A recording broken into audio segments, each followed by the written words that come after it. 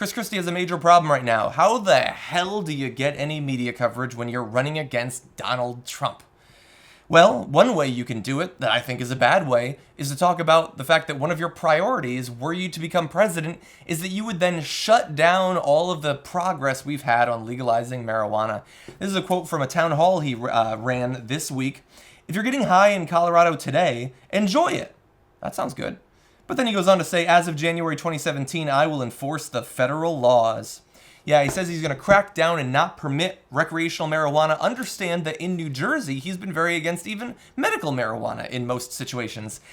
And I think that this is a very strange tactic to take if you want to either on the one hand get some coverage as a Republican nominee, and on the other hand to win the presidency. In New Hampshire, which is one of the first primary states, recreational marijuana in some of the most recent polls is at 60% approval.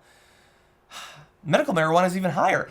The idea that you're going to generate a groundswell of popular support by being against something that every day is more popular than it was yesterday, that's crazy. Okay, legal marijuana needs to happen. I don't say that as a stoner. I could easily smoke if I want to. This is California, where it's de facto legal, despite the fact that it is technically illegal. I don't smoke and I don't want to, but it doesn't make any sense anymore for it to be illegal. And that's why I'm so shocked by this straight talker, Chris Christie, who is against it. Okay, yes, technically, federally, it is illegal, and so you can say that he's being somewhat consistent in saying, I will enforce the law. But there's other laws that he wouldn't enforce. This is a guy that's supposed to be a realist when it comes to politics. There is no reason why marijuana should be illegal. If you want to come up with some reasons, try to come up with some evidence of how it's terrible for society, whatever, feel free to do that. But in Colorado, imagine the progress they've had over the past year, the fact that it's generating tens of millions of dollars for the school system in tax revenue, the fact that youth marijuana use is down now, perhaps because the mystique around it is gone, and they know that if I just wait a couple of years, I'll be able to do it legally.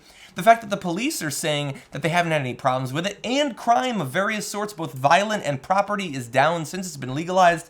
These are all things that could possibly be nationwide were we to legalize it. And Chris Christie is against that because he is a man who is a realist about politics, except when it comes to something that maybe some of the ancient Republican primary voters are still against. He's gonna have this cynical view on marijuana, or maybe it's simpler than all that. Maybe I'm making it too complicated. Maybe it's as Jimmy Dore says, Chris Christie is just a man who is not in favor of any artificial stimulus of the munchies. He prefers getting it the old-fashioned way.